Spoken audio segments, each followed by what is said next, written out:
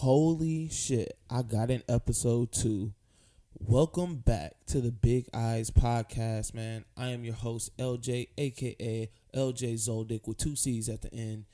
Once again, thank you, man, for tuning in as Big Eyes Podcast, man. Remember, we talk about all things anime and all things manga, so some pretty cool shit this week, so let's get right into the origin story. Big things happening for Funimation this week. First off, they announced that they have renewed their rights to Full Metal Alchemist Brotherhood and the first 2 seasons of the anime Black Butler. Funimation's license to Full Metal expired out in 2016 and Black Butler in 2017. So if you have a Funimation account, you will be able to stream both series now in the subbed and dubbed. So those things are back on there. Also, in Funimation news, they added 4 more executives to keep up with the growth of the company. It was announced back in September that Sony was going to merge these 3 companies, it's 3 anime companies, Funimation, Wacom, and Madman, into one joint venture. So I'm sure that these changes in growth are just they're happening because of this growth that they're having. So so shout out to Funimation, and they're continuing to grow. They got those things back. So once again, Full Metal Alchemist and Black Butler, they're both on the Funimation streaming service again. And for Black Butler is just the first 2 seasons, and for Full Metal Alchemist Brotherhood, it is the whole series. So go check them out. In other anime news, Crunchyroll announced that they will partner with Reed Pop for Crunchyroll Expo 2020. Reed Pop is a pop culture event organizer. They're also responsible for things like New York Comic Con, Chicago Comic and Entertainment Expo, and PAX West. So that's super dope for Crunchyroll to see them grow into this. The Crunchyroll Expo is only a couple years old. They started in 2017, but to see how much they have grown in that short amount of time and just become this big deal is really cool to see. Actually, last year I won free tickets randomly to Crunchyroll Expo, but I wasn't able to go. So hopefully this year I'll be able to go. So it will take place in San Jose, September 4th through the 6th. And the first round of tickets will be available actually on November 26th. So check out Crunchyroll. Check out their website for more info on that. In big Gundam news, Gundam creator Yoshiyuki Tomino, he pulled up to the opening ceremony of Anime NYC, where it was officially announced that November 15th is officially known as Gundam Day. Mobile Suit Gundam has they've been celebrating their 40th anniversary this year, and it's recognized as not only as probably the biggest anime of all time, but really one of the most important animes. So it's really cool, man. They get this official day. They announced it on the opening ceremony, which is super dope. Gundam is a true favorite of mine. Growing up, man, I thought this shit was probably the coolest kind of robot sci-fi animation, cartoon anime, whatever you want to call it. I mean, I thought it was tight, man. I didn't even care about Transformers or any of that. So, man, congrats to them. Next year, I'm definitely copping a fully functioning Gundam suit, and we're going to pull up to Gundam Day and go crazy with it. So, so November 15th is officially known as Gundam Day. Man, last bit of news. Fans of the manga Dr. Stone, do not expect a new chapter this week. They will be taking a week-long hiatus and will be returning on December 2nd. The creators Boichi and Inagaki, they were at Anime NYC this past weekend. So, when that announcement was made, so you don't know, they're in New York. Maybe they're lifting weights from Mills. The arms got tired, and they can't write anymore. So you don't know, but don't expect a new chapter this week. And the new chapter will drop on December 2nd. And this will conclude this week's origin story. All right. So this week's chapters, they're really centered around this month's chapters of Boruto and Dragon Ball Z Super. But before we get into that, I want to start off with chapter 250 of My Hero. So I wasn't really planning on talking about this chapter, but there's this amazing moment that happens that completely made me change my mind. So we are the beginning of this chapter is last chapter they had that awkward family dinner, and this chapter starts off like pretty much the end of that, and off rip, they get right back into who is Toya. So remember last chapter, Endeavor was eating in his room alone, and he's looking at this picture of Toya. We're trying to figure out what happened to him. So off rip, we figure out quickly that Toya is dead, and not only is he dead, but Natsu, Todoroki's other brother, believes that Endeavor killed him. So listen, we know that Endeavor has shown to be like a Joe Jackson type of father. So it isn't surprising that his own child will suspect him of murdering his own kid, but we really don't know anything yet. But that is the current mystery right now is what really happened to Toya. But the true gem of this chapter comes after when Bakugo shoots his shot at Todoroki's sister, Fuyumi, and it is so aggressive, but it's funny because he asks her for the tofu recipe, and we know he don't care about no damn tofu recipe. And the best part is that Todoroki accidentally assists him. Was like, yeah, my sister would text you. And that's just wild, bro. Like my man Bago really was just on. So he pulled up on her. It was like, bro, I need that tofu recipe. Like what's really good with it? And Toro's like, oh, I'll have her text you. Like that's wild, bro. Like that's really wild. But hey man, shout out to my guy. Shout out to my guy Bakugo for pulling the number. He's definitely about to start getting fire nudes now, right before his work study, and that's all pun intended. So. Man, hey, listen, my man shot from the 3 and hit. He hit the Steph Curry shimmy after. But no, so this chapter though, they must have listened to me. They heard the last episode because they pick up on the action. In the beginning, you see a slight introduction to a villain of Endeavor's past, and at the end, this same villain he pretty much he holds Natsu hostage outside of Endeavor's house, and he holds him hostage, and Natsu and screams out pretty much for help. Endeavor sees it, he busts out, he immediately recognizes the villain, and the villain's name ends up being Ending, and he puts Endeavor in a position of to save your son you have to kill me, and that's pretty much where the chapter ends. But I'm happy, man, that they're getting back into the action. Kind of getting tired of Mr. Emotional Endeavor, where he looks like he's sulking in his feelings a lot. But no, I just really want to quickly talk about that chapter because, man, my man Bakugo really got on his player smooth shit and pulled up on Todoroki's sister, which is a boss move in a way because he really don't even bang with homie. So hey, that's what's up. All right, so let's really get into the two big chapters of this week. We're gonna start off with chapter 40 of Boruto. So what's going on right now is the young shinobis, Boruto, Kawaki, Mitsuki, and Saranda, and the rest of the shinobis, they are dealing with the aftermath of the fight between Naruto, Sasuke, and Jigen. And Jigen is the leader of the evil group called Karta, and he is on the mission right now to get Kawaki and Boruto, who are vessels right now of a power called Karma. So the chapter before last month's chapter really ends with so it ends with the fight between Naruto, Sasuke, and Jigen, and it really is a lose-lose on kind of all ends in a sense. Sasuke is in critical condition. Naruto is now a prisoner in this weird void, and Jigen used up most of his chakra energy and will need time to heal.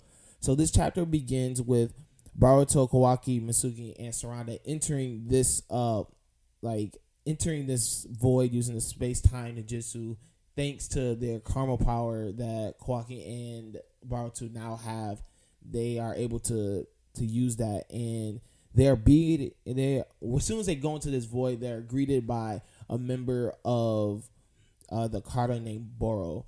Now, Kawaki already knows Boro. He understands the dangers of this man as he was a prisoner before in the Kata, and so he immediately, when he sees him, he is like on automatic alert.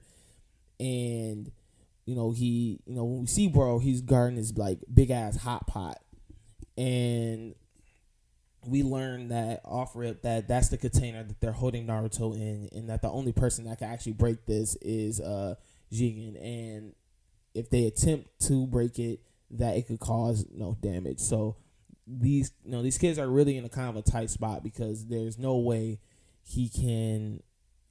There's really no way they could break him out. So, but off rip though, Boruto wastes really no time, and he attacks the group, and he's really using it to bait Kawaki and Boruto to kind of attack him recklessly, which works. So as these two go, they attack him. He's really letting them just attack him, and he's just eating whatever they're throwing at him. Really just showing the difference in power between him and the others.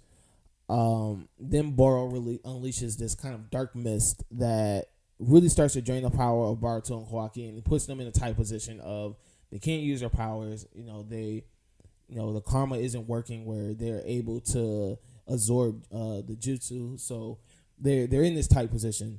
And once again, you really you see how you really see the difference in power between these two. And Boro is just really looks like this buff Santa Claus looking character. So as these kids are in a tight position, Mitsuki and Sarada really jump in, and they save these two, and they flee. They're still stuck in this void, and they flee out into these mountain rocky areas. And you really see, man, these kids riding for each other. That's really what it was, man. These kids are just Kawaki was upset that he ran. He's like, bro, what's going on? Why we about to run? We didn't say Naruto. He's upset. And Saranda's like, yo, man, please, we about to handle this. Well, we need to come together and regroup. And so it was a good chapter. There's definitely a lot of action in it. Now, I'm not the biggest Boruto fan of the show, I would say, but reading the manga is actually really enjoyable. I'm actually enjoying the storyline, and this kind of ends on a good note of just you're really wondering now, all right, what are these kids going to do? Are they going to try to defeat them here and there? Are they going to try to just get Naruto and just escape? So it was a really good chapter. I enjoyed it, and I'm excited to see what happens next as this story continues to go on.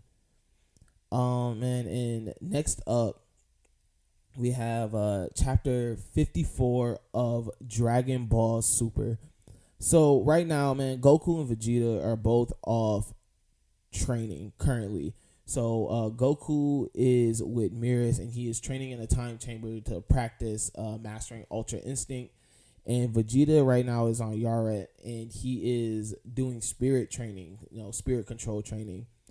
So right now these guys are training. They're preparing themselves to fight Moro again, the powerful magician. And Moro and company are just out really, man, just wrecking shit, just wrecking shit. Moro had released all the prisoners, so he is out currently, man, just having them he's out just having them scout different planets, scout different energy forms, scout and destroying these planets. So a low level group of Moro's men, they go on Earth, and man, off rip they get packed out by Piccolo. just and it was easy work for them, and they're like, yo, I don't, nah, bro, like these guys are powerful. Like, we didn't know Earth was powerful, so they sent out a distress signal, pretty much like, man, listen, some help us now. We need it. So Moro gets, he starts getting excited. He's just like, yo, like there's some powerful characters on on Earth, like, so he sends a stronger team, and that team was really led by a dude by named 7-3, and if they're real, they would have done them 7-4, but whatever. So 7-3, we learned that he has the power to copy other people's powers, and he can steal their powers for 30 minutes, and he can hold up, to 3 different people's powers and kind of like interchange them. So, off top, he catches Piccolo lacking, and steals his powers. And in the middle of him and Piccolo's battle, where Piccolo is starting to really lose, Gohan shows up and helps protect Piccolo. So this chapter, the new chapter 54, is really centered around the fight between Gohan and 7-3. So off top, bro, we do get a Gohan fit check. He pulls up in his teacher uniform. He's dressed in the Mr. Rogers neighborhood fit, but Piccolo gets him right. Phases some Namekian fighting gear on him, and Piccolo's power of being able to switch people's fit. That's a very important power, in Dragon Ball, because if you really you really ride for your homies, you always want to make sure they're flea. You got to make sure your guys are flea. And he knew Gohan. He was like, bro, listen, dog, take off the sweater vest. Like, we about to get you right. So, Gohan gets fitted. He's looking good now. And he starts off his fight with 7-3, who's using Piccolo's powers right now. Not knowing that Gohan has trained with Piccolo, knowing Piccolo. So it is really looking like easy work for Gohan. No matter what he's throwing at him, Gohan just knows what's coming. And so clearly seeing that they are outmatched, 7-3 uses his trump card and he activates Moro's powers. So Moro is watching this. He doesn't really know that 7-3 has the power to copy other people's powers. And so he's very surprised too when he starts using his power to suck the energy out of Earth and suck the energy and life force out of the people. So while draining the energy that the Z fighters, Krillin is there, Piccolo is there, it's Gohan. He's draining their power. Krillin really spills the beans that Goku and Vegeta are training, and that even if they lose this battle right now, that they're gonna be okay. So it's I don't. Krillin, man, he's always doing something. Like, granted, like, it helped him in the end. But Krillin just be talking, bro. Like, oh, man. Krillin. So, pretty much, though, he lets them know, like, man, listen, even if we lose, even if, even